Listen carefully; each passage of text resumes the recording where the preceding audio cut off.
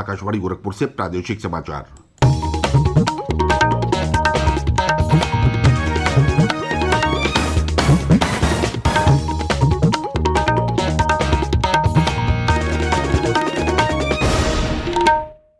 नमस्कार, समाचार बुलेटिन के साथ मैं प्रमोद कुमार सिंह। पहले मुख्य समाचार। प्रधानमंत्री नरेंद्र मोदी कल बहराइच जिले में महाराजा सुहेलदेव स्मारक और चित्तौरा झील के विकास कार्यों की वीडियो कॉन्फ्रेंसिंग के माध्यम से रखेंगे आधारशिला। मुख्यमंत्री योगी आदित्यनाथ ने कहा, प्रदेश सरकार ब्रज क्षेत्र की सांस्कृतिक विरासत को अक्षुण्य बनाए रखते हुए इसे देगी नई पहचान। आज आधी रात से टोल प्लाजा पर वाहनों के लिए फास्टैग अनिवार्य होगा, नकद भुगतान नहीं किया जाएगा स्वीकार। और प्रदेश में पिछले 24 घंटे में कोविड संक्रमण के 103 नए मामले सामने आए, जबकि 156 मरीज हुए स्वस्थ।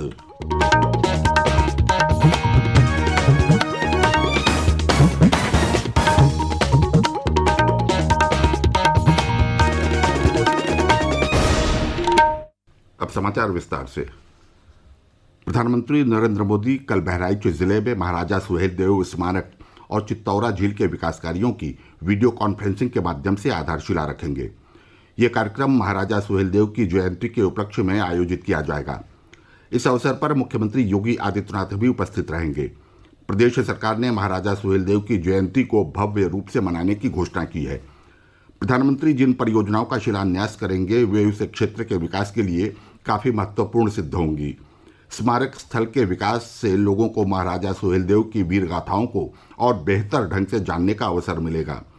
इस पूरी परियोजना में महाराजा सुहेलदेव की एक अश्वरोही प्रतिमा की स्थापना करना और कैफेटेरिया, गेस्ट हाउस तथा बच्चों के पार्क जैसी विभिन्न पर्यटक सुविधाओं का विकास करना शामिल है। मुख्यमंत्री योगी आदित्यनाथ ने कहा है कि प्रदेश सरकार ब्रज क्षेत्र की सांस्कृतिक विरासत को अक्षुण्य बनाए रखते हुए इसे नई पहचान देगी। मथुरा वृंदावन में कल 411 करोड़ रुपए की लागत की विकास परियोजनाओं का लोकार्पण और शिलान्यास करते हुए मुख्यमंत्री ने कहा कि विश्व में कहीं और ब्रज क्षेत्र जितनी प्राचीन और समृद्ध सांस्कृतिक विरासत नहीं है। उन्होंने कहा कि सरकार आस्था के इस केंद्र को वैश्विक पटल पर स्थापित करेगी और विकास परियोजनाओं के जरिए यहाँ के नौजवानों को रोजगार उपलब्ध कराएगी। उन्होंने कहा कि प्रदेश सरकार ने पिछले 3 वर्षों में इस दिशा में कई कदम उठाए हैं, जिनके परिणाम अब दिखाई देने लगे हैं। मुख्यमंत्री ने ब्रजवासियों को वैष्णव कुंभ की बधाई देते हुए कल से शुरू हो रही वैष्णव कुंभ मेला बैठक को भव्य और दिव्य बनाने का आह्वान किया। इस दौरान मुख्यमंत्री ने वृंदावन में यमुना आरती की और श्री बांके बिहारी मंदिर में दर्शन पूजन किया। कार्यक्रम के दौरान मुख्यमंत्री ने स्वामी ज्ञानानंद महाराजा और अनेक धर्माचार्यों के साथ मुलाकात कर ब्रज क्षेत्र के विकास की रूपरेखा पर चर्चा की। प्रदेश के सभी विश्वविद्यालयों और उच्च शिक्षण संस्थानों में नियमित कक्षाएं आज से शुरू हो रही हैं।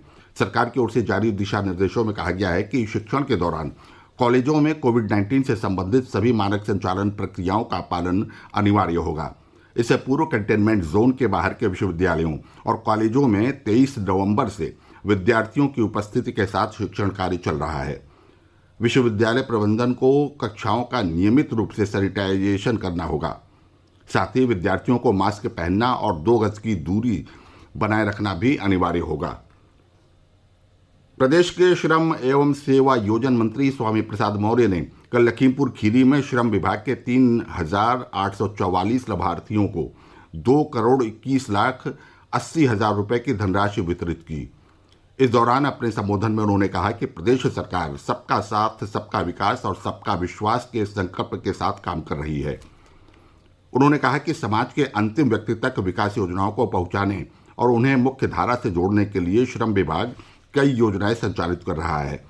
श्री मौर्य ने कहा कि श्रमिक अपना पंजीयन कराकर इन योजनाओं का लाभ प्राप्त कर सकते हैं।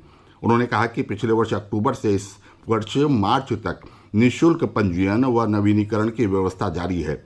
उन्होंने कामगारों से जन सुविधा केंद्रों के माध्यम से ऑनलाइन पंजीयन कराने का आह्वान किया। उत्तराखंड के चमोली जिले में रैड़ी गांव तथा तपोवन स्थित एनटीपीसी परियोजना स्थल पर आई बाढ़ में लापता लोगों को निकालने का काम जारी है। बचाव दलों ने कल 13 शव निकाले, जिनमें से 7 रैड़ी गांव के पास से और 6 तपोवन की सुरंग से निकाले गए। अब तक 51 शव निकाले जा चुके हैं और करीब 153 लोग अब भी लापता हैं। प्रादेशिक समाचार आप आकाशवाणी गोरखपुर से सुन रहे हैं। देश के राष्ट्रीय राजमार्गों पर आज मध्य रात्रि से सभी टोल प्लाजा पर फास्टैग अनिवार्य हो जाएगा और नकद भुगतान स्वीकार नहीं किया जाएगा।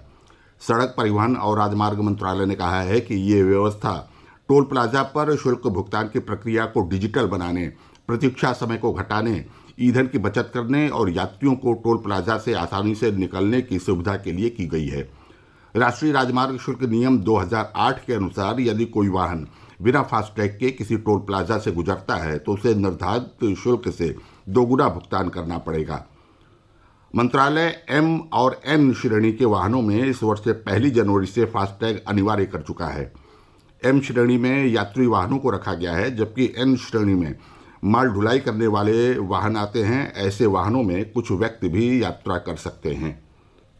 पुलवामा हमले में शहीद अमित कोरी की प्रतिमा का अनावरण कल शामली में प्रदेश के गन्ना विकास मंत्री सुरेश राणा ने किया। इस मौके पर श्री राणा ने कहा कि राष्ट्र रक्षा के लिए जिले के जांबाजों ने अपने प्राणों की आहुति देकर न सिर्फ अपने कर्तव्य को निभाया बल्कि जनपद का नाम भी रोशन किया है। उन्होंने कहा कि इन शहीदों की आहुति को हमेशा याद रखा जाएगा और आने वाली पीढ़ी इससे प्रेरित होगी। पुलवामा हमले में जिले के अमित कोरी के साथ साथ बनत कस्बे के प्रदीप प्रजापति भी शहीद हो गए थे। इनकी स्मृति में आयोजित कार्यक्रम में बड़ी संख्या में स्थानीय लोगों ने भाग लिया। इस मौके पर जिले के प्रभारी राज्य मंत्री अजित पाल सिंह और भाजपा के वरिष्ठ नेता हरवीर मलिक भी मौजूद थे। प्रदेश के अपर मुख्य सचिव सूचना नवनीत सहगल ने बताया है कि गेहूं की खरीद के लिए राज्य में 6000 क्रय केंद्र खोले जा रहे हैं। श्री सहगल कल लखनऊ में प्रेस प्रतिनिधियों से बातचीत कर रहे थे। उन्होंने बताया कि सरकार किसानों के हितों के लिए कृत संकल्पित है और किसानों से न्यूनतम समर्थन मूल्य एमएसपी के मुकाबले उनकी फसल को खरीदे जाने की प्रक्रिया तेजी से जारी है। इस क्रम में सरकार द्वारा अभी तक 655 लाख क्विंटल से अधिक धान की खरीद की जा चुकी है, जो पिछले साल के मुकाबले लगभग 1.5 गुना अधिक है। श्री सहगल ने कहा कि धान क्रय केंद्रों पर किसी तरह की लापरवाही या अनियमितता की शिकायत मिलने पर जिलाधिकारी जिम्मेदार होंगे। मुख्यमंत्री श्री योगी के निर्देश पर सभी जिलाधिकारियों से धान क्रय केंद्रों का लगातार सत्यापन, अनुश्रवण और औचक निरीक्षण करने को कहा गया है। अपर मुख्य सचिव ने यह भी बताया कि राज्य सरकार युवाओं को सरकारी नौकरी के साथ साथ कौशल प्रशिक्षण और स्वरोजगार योजना के जरिए रोजगार उपलब्ध कराने के लिए मिशन रोजगार चला रही है। इस क्रम में सभी आयोगों, विभागों, निगमों और परिषदों में रिक्तियां भरने के लिए प्रक्रिया की जा रही है। प्रदेश में पिछले 24 घंटे में कोरोना संक्रमण के 130 नए मामले सामने आए, जबकि इस दौरान 156 मरीज स्वस्थ हुए।